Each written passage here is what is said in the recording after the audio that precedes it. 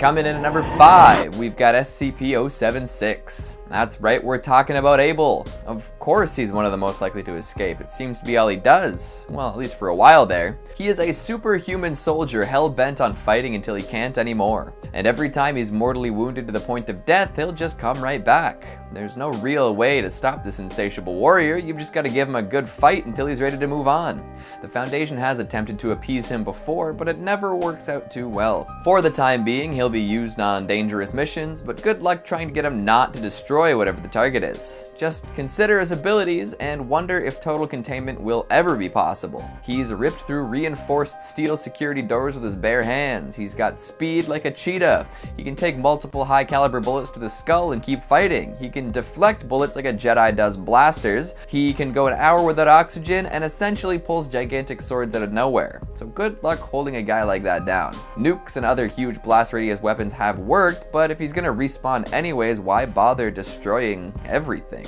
076 enjoys the act of killing, but causing pain holds no attraction, so he'll kill and kill and kill and move on to the next thing. Hostages and non-warriors probably hold no sway over his mind, so all Abel wants to do is get to the next place and kill more people. At one point they put an explosive collar on him to keep him under control, but that didn't work out too well in the end either. While maybe a little easier to deal with than all the others on this list, I wouldn't be surprised if 076 escaped a few times during the making of this video.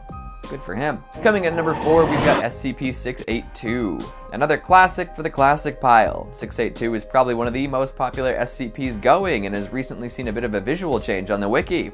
Always interesting to see things change like that.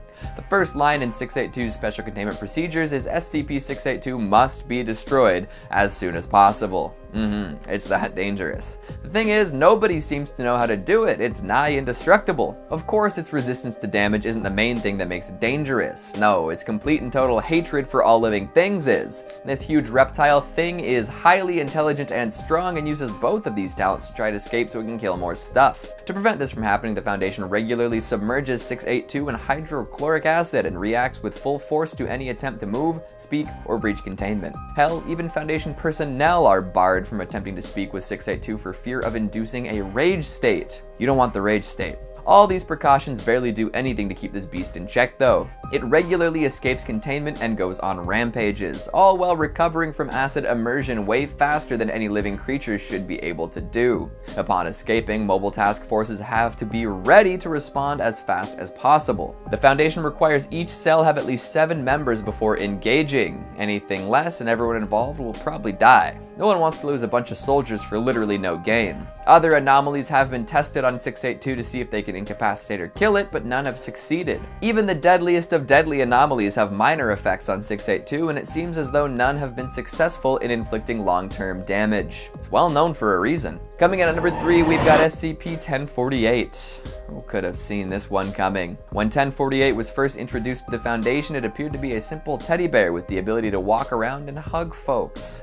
Aww. It was labeled safe and left to roam the facility, spreading joy wherever its tiny teddy feet would take it.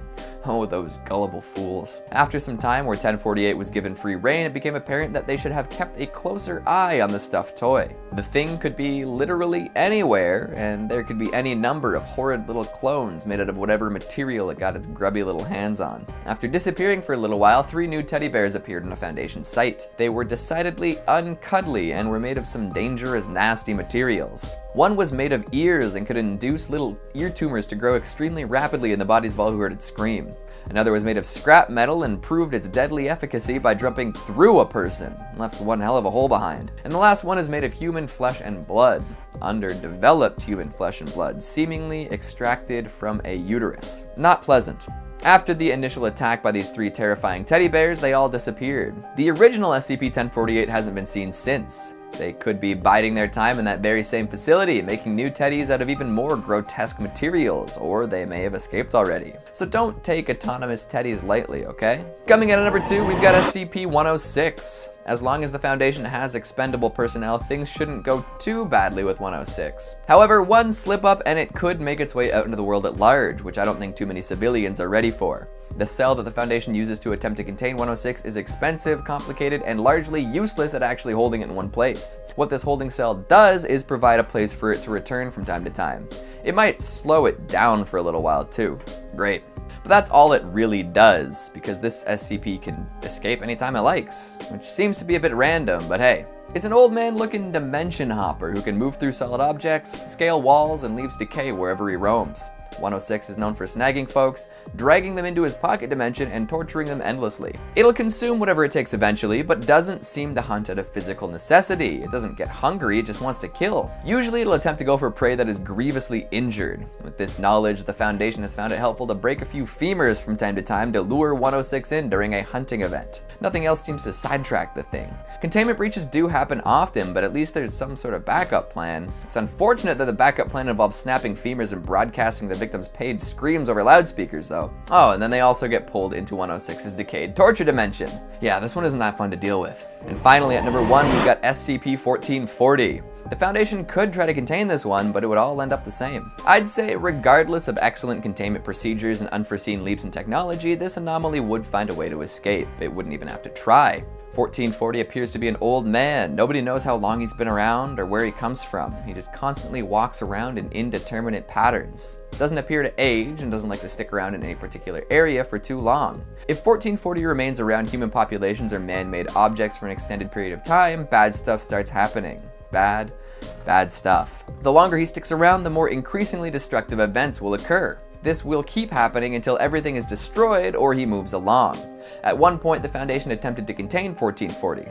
Wrong choice. He warned the folks around him that he needed to keep moving or everything around him would be destroyed. He told them that 3 brothers would appear and the arrival of the 3rd marks doom. They didn't listen. Eventually, the on-site nuclear device detonated for no apparent reason, killing everyone. Everyone but 1440. Since then, the Foundation attempted to contain this man 3 more times, all with similar results. So when it comes to likelihood of escape, 1440's freedom seems to be more of an inevitability. Harry Houdini has nothing on these anomalous escape artists. I can't think of a single thing I would do differently to keep them in one place. They're just too slippery. Coming in number 5, we've got SCP-2662. This SCP makes its way out of containment pretty regularly. Thing is, it doesn't really want to. It would be perfectly happy to stay under Foundation custody until the end time, spending most days lazing about and eating on someone else's dime. Unfortunately, that'll never be the case for this strange, stretched out humanoid. 2662 is a 4-meter tall, tentacled individual who tends to wield some sort of psychic influence over the people that spend a lot of time near it. Lots of folks seem to become attuned to its wants and needs over time and feel compelled to act in ways that will please the creature. That's just the beginning though. If it were just a vaguely eldritch being who wanted to play video games and get the daily newspaper, the Foundation would probably label it Euclid. Hell, maybe even safe. These days, that's not an option though, much to 2662's chagrin. The secondary anomalous effect is the spontaneous generation of religious followings around once a month. 2662 does not choose to make these zealots appear, they just sort of do. So once a month, out of the blue, a group of crazed religious lunatics will attempt to break 2662 out of whatever Foundation site currently houses it. The weirdos then perform all sorts of nasty, violent, and sexual rituals that usually center our cephalopod pal. One such example was a group known as Towards Him, spelled H-Y-M-N, blasting into the containment cell, cutting their hands, leisuring themselves, and then drawing symbols on the walls with a mixture of blood and other fluids. 2662 was horrified when this was happening, but the group seemed quite pleased with themselves. This sort of thing happens often, usually with them taking 2662 out of containment when all is said and done. And no matter how many times the Foundation eliminates these groups, they come back in a different capacity with all prior knowledge of Foundation strategies intact. The poor anomaly just wants some peace and quiet. Coming in at number 4, we've got SCP-2006. As long as everyone follows the rules, we should be okay. Well, at least for a little bit. It really is only a matter of time until this SCP decides it's time to try something new. On a good day, SCP-2006 is an anomalous sphere that just floats around its containment cell. The one and only goal of this anomaly is to scare as many people as possible. Sounds pretty bad now, doesn't it? Add in the ability to shapeshift without any known limits, and you can probably see the impending apocalypse on the horizon. Thankfully, this being is gullible and doesn't really understand what people find scary. You can't read their reactions too well either. Most of the time, it'll try and jump out from around corners to shock new doctors and researchers. It also likes to take the form of Roman from the 50s sci-fi goof fest robot monster. It looks like a gorilla suit with a diving helmet bolted to the top. Not exactly the image of terror. Here's the thing though, the Foundation keeps 2006 on a steady diet of cheesy, unscary fiction in order to keep its curiosity sated. They bring in actors to pretend to be scared when 2006 transforms into rubber suit monsters for the 100th time. This way they can keep it satisfied, thinking that it has successfully terrified some humans. Definitely don't want it getting any bright ideas. Because the day it realizes that causing damage to the Foundation's site would cause terror, it's game over. If someone brings in a movie that's a little too real-life spooky, we're all doomed. Hell, if it catches on that the folks it's been scaring are simply acting, it might attempt to do something more drastic. And with unlimited shape-shifting potential, it could break free and cause problems with minimal effort. For now, it's quite friendly with folks it's already scared, and the Foundation would really like to keep it that way. Coming in at number 3, we've got SCP-035. In order to keep this porcelain mask contained, the Foundation keeps it in a sealed glass case no less than 10 centimeters thick. The case is then placed in a room made of steel, iron, and lead. Doors are triple locked, and at least 2 armed guards are posted outside of the metal cube at all times. Nobody's allowed in or out under any circumstances. Then, every 2 weeks, it has to be moved to a new sealed case, and the old one must be disposed of. It seems as though this should be enough to contain anything, but it still isn't enough. There are slip-ups, and 035 has made it out on multiple occasions. It's constantly dripping corrosive fluid from its eyes and mouth, which will decay pretty much anything it comes into contact with. Glass seems to last the longest without totally falling apart, thus the thick glass case. Anyone who comes within a few meters of the mask will feel compelled to put it on. Doing so fries the brain and replaces their personality with that of the mask. The host body will then decay until it is no longer functional. When possessing a body, 035's personality shines through. It claims to have been present at many momentous occasions throughout history and loves to convince people to become its servants. It uses this ability to rally support and attempt to escape Foundation custody. Multiple escape attempts have led researchers to permanently seal the mask away, but this only served to make it angry. An aura of negativity surrounds the mask now, compelling anyone who enters the space around it to attempt suicide. All of the walls surrounding 035 secrete a strange black substance too, consisting of blood and unknown contaminants. The goop is highly corrosive, like the stuff coming out of the mask, and threatens the structural integrity of any room it's kept in. With both the negativity aura and the ability to summon secretions, it's only a matter of time before the mask makes another great escape. Coming in at number 2, we've got SCP-096. There's no stopping this one.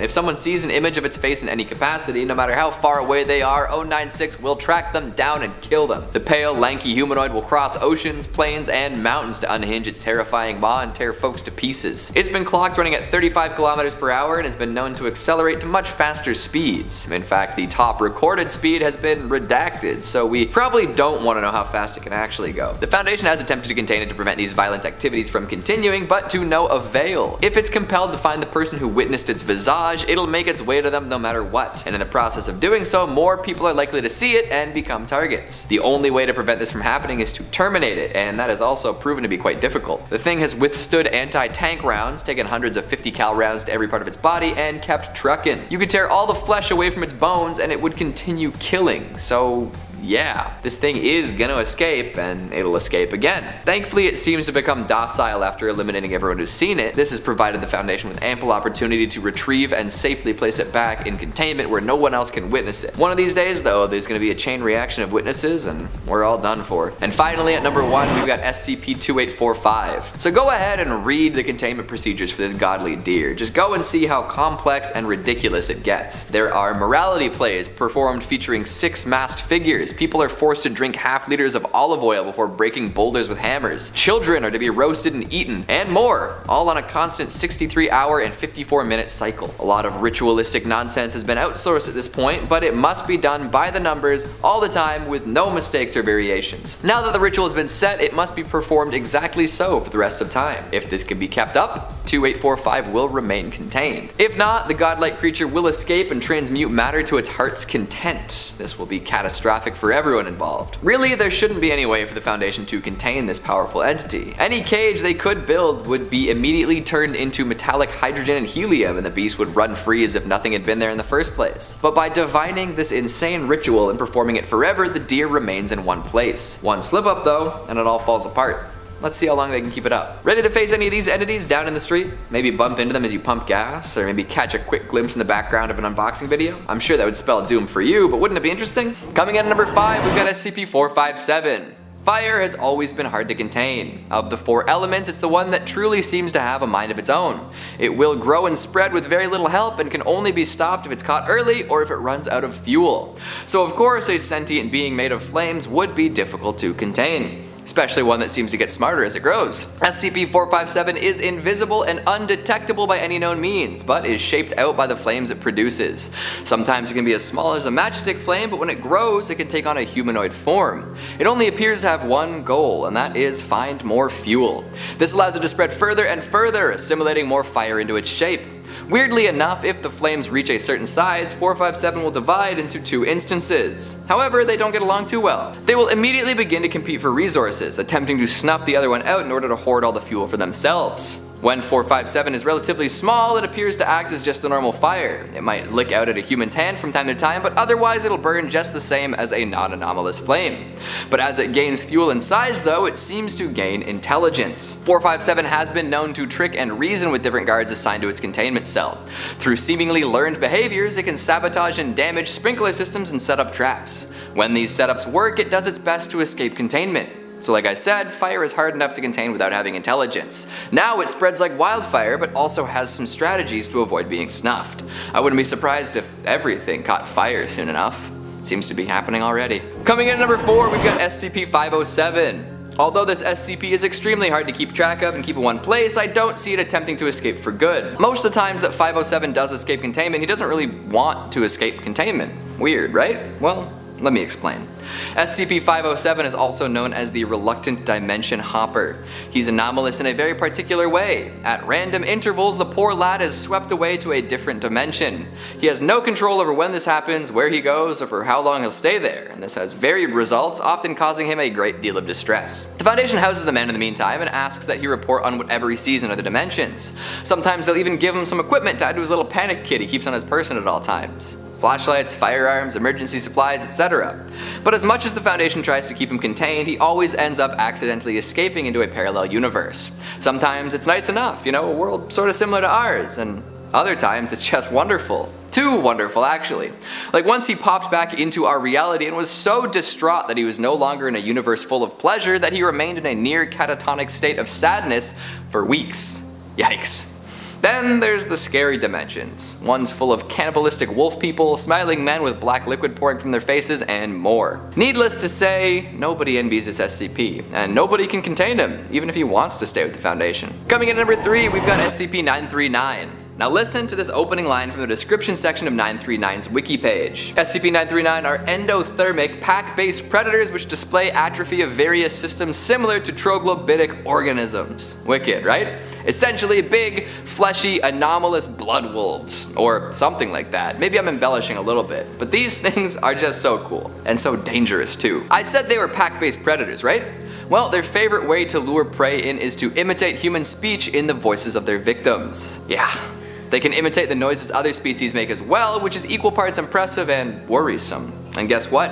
These imitations are so good that the Foundation can't use voice recognition security measures in places that 939 might be. So that's one way they could escape, by using other people's voices so well that it tricks the machines. In addition to their masterful mimicry, they also emit an aerosolized amnestic when they breathe. This gaseous compound causes temporary anterograde amnesia, inhibits memory formation for the duration of exposure, give or take 30 minutes, and could even cause mild hallucinations. So get too close and get really confused. To round it all out, you should know that they can kill most prey in a single, powerful bite. Right on the neck. Ouch. So far, the Foundation has been really careful keeping these monsters contained, but it's only a matter of time until one successfully imitates a lead security guard or scientist and causes all sorts of mayhem. Coming in at number 2, we've got SCP-4885. Technically, we can only theorize that this SCP is contained. There's no real guarantee that what has been done to secure 4885 is working. And if you know where it is, it will kill you, plain and simple. So the Foundation spends a lot of their time preventing people from finding out where this anomaly is. It doesn't always work though. 4885 appears to be a real-life Where's Waldo, red striped outfit, toque, glasses and all. If you spot him, you get a fun surprise. He'll phase into the nearest wall and then appear inside the subject who spotted him. Then he'll reach up through their throat, grab their chin through their mouth, and proceed to pull himself out of their body. Organs are crushed, bones are broken, and the subject invariably dies. Oh no. The corpse then becomes an instance of 4885-1, which means their skin becomes patterned with what appears to be illustrations from the search and find books Waldo originates from. No Waldo anywhere on there though. And finally at number 1, we've got SCP-2521. If you talk about this SCP, it will break containment. If you write about this SCP, it'll break containment. If you put this SCP in containment, it'll break containment. I screwed myself by adding this entry. All for your entertainment. Appreciate it. 2521 will know if you talk, write, or save data about it, and then it'll appear at the location of where any of this transpired and take whatever stores that info with it. This includes people. Nobody knows where it takes the info holders, and to this day, anything and anyone that has been taken by 2521 remains missing. As of right now, it seems that the only way to communicate safely about this SCP is to create pictographs, images, and other similar resources featuring it. For some reason, 2521 doesn't seem to register this kind of information and leaves it well alone. But hey, there's always going to be someone like me that says all this out loud, allowing it to break containment. Whoops. Take a look at some of your more effervescent ones from the top 5 shocking horror movie deaths you never saw coming, part 2. Christian Morrow says none of these have anything to do with electric shocks. Downvoted. This is exactly what I wanted to avoid. All my best laid plans ruined. Anders Lothgren says the ending of The Mist always got me thinking, what if the crazy religious lady was right? And when the child died, the monsters disappeared. That was my first thought when I saw the movie and that scene played out. That would take the horrifying irony one step further now, wouldn't it? Boy, that's got layers. Sydney Coombe says, I think Kirby's death in Scream 4 was one that shocked me and I didn't see coming. If that shocked you, what'd you think of all the recent Scream announcements? Could Kirby be making an unexpected comeback? Michael Kaywood says, hey, you got a haircut. Well, and I hate to do this, but actually I got a few of them cut. It wasn't just one. And Yabe Martinez says, what's in your manga collection? I think I see Yu-Gi-Oh! I mean, like lots of old like Shonen Jump magazines, like, you know, the big boys. I think I got some Dr. Slump up here, some Reborn, all sorts of stuff, the classics. You do see Yu-Gi-Oh! Blasphemous ones from the top 5 SCP monsters most likely to escape. Blacksimum says, I don't see why they don't just put Able and SCP-682 together. Neither would try to escape if they're busy fighting each other for all eternity. You know what? That's so crazy it just might work. Emmanuel Parfait says SCP-343 could and has escaped since he can just walk out whenever he wants. Yeah, but he keeps coming back. He puts himself back into containment and then escapes again anyways. Shakar Zimmerman says, I want to answer that question, but it is a secret between me and that demon, knowing that if I go through with this plan, he might want something back, but let's just say a secret. Demons will always want something in return, and it's usually a little more than what you're willing to give up, so be careful. Ordinary Gamer says, why Keegan always cuts off his beard, mustache, and hair? To keep you on your toes. And Victor Valdez says, I saw the scariest of all decorations in the store this week. It wasn't any Halloween decoration, it was some Christmas decorations. We're barely halfway through September and Christmas decorations are out. That's really scary. It's earlier every year. Soon enough, you'll be buying your mistletoe in April. So let's take a look at some of your more insidious ones from the top 5 SCP horror theories. Shawnee Man Woodford says, it's crazy how many SCPs there are, almost seems endless. Just as our imaginations are seemingly endless, so too are SCPs. Big shoutouts to anyone who's ever posted something on the wiki. Michael Rutherford says, my SCP theory, Keegan Hughes is a Keter class entity capable of causing an XK class end of world scenario. Can confirm, good luck. Mason Lobster says every SCP theory is valid since the wiki allows for anyone to make an interpretation of any canon, new or old. If there's no single unifying canon, literally anything is possible. That's partly why this is my favorite fictional universe. That is exactly what makes the SCP wiki so endlessly interesting. Anything is possible and you've got to put the pieces together. And Son Goku says, hi, how's y'all's day so far? Pretty good, I just made some lunch. Anyone listening right now should comment what they had for lunch in the comments right now. Baby in a mafioso suit shoot me up and blah, blah, blah. Before I let an Italian baby in a mafioso suit shoot. Wow, why did I write it like that? She's back. She's back in action, baby. He's a superhuman soldier. Ear tumors to grow extremely. One was made of ears and could.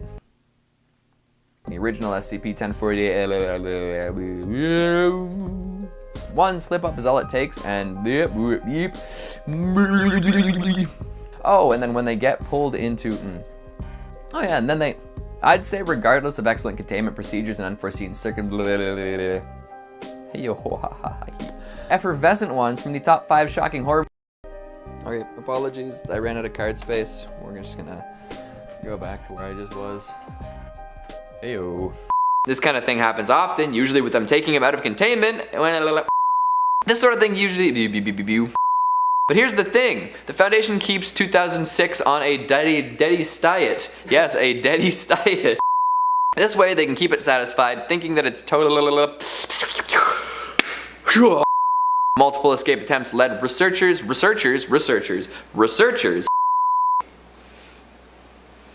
Smoking. Foundation has attempted to contain it to prevent these violent activities from activity. Wow, I'm just like, I'm on like a glitch brain today. This is weird. Just repeating words.